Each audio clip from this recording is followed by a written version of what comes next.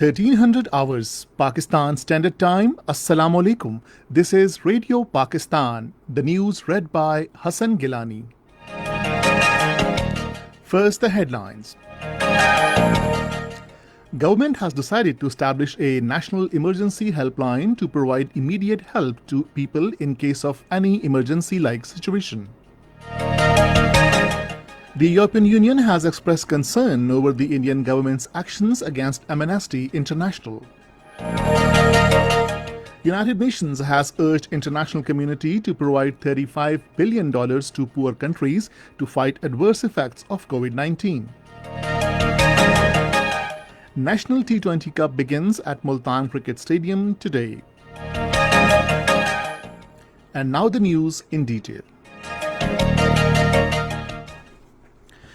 Government has decided to establish a national emergency helpline to provide immediate help to the people in case of any emergency-like situation.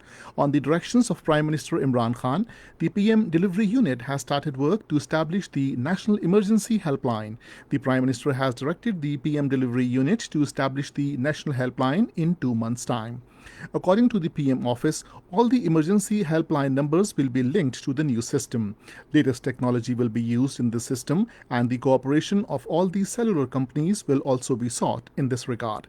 The National Emergency Helpline will be toll-free number. The PM office said that legislation will also be carried out in consultation with the provinces to make the system more effective. A meeting of National Command and Operations Center is in progress in Islamabad to review the coronavirus situation in the country. The forum was apprised about the increase in COVID-19 positive cases, particularly in Karachi. Of the 747 positive cases, 365 cases were reported in Karachi over the last 24 hours. Special Assistant on National Health Services, Dr. Faisal Sultan, emphasized that smart lockdown, contact tracing, and following health protocols is important for disease containment.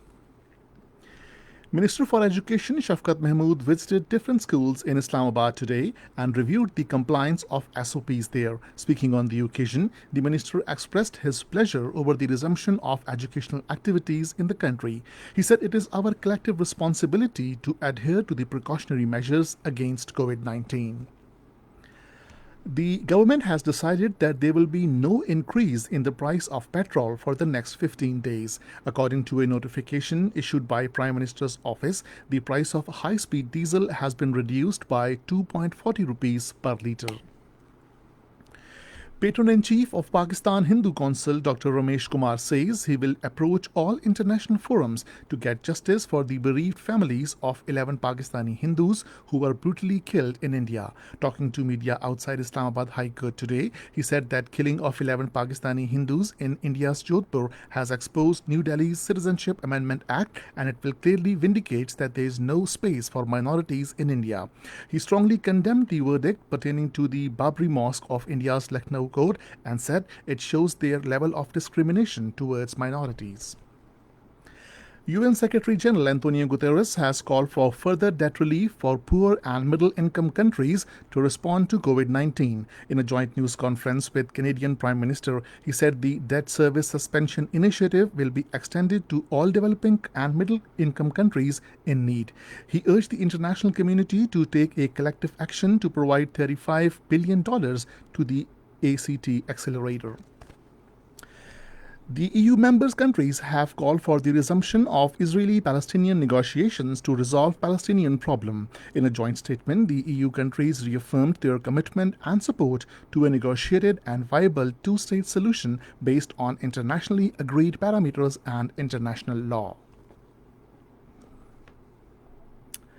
National T20 Cup begins at Multan Cricket Stadium today. First match will be played between Northern and Khyber Pakhtunkhwa at 1500 hours, while the second match will be played between Central Punjab and Southern Punjab at 1930 hours.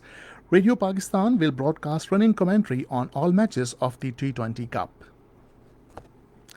And this is the end of the news. For more news and analysis, log on to our website radio.gov.pk and also watch live video streaming of our bulletins on the link facebook.com/Radio Pakistan News Official.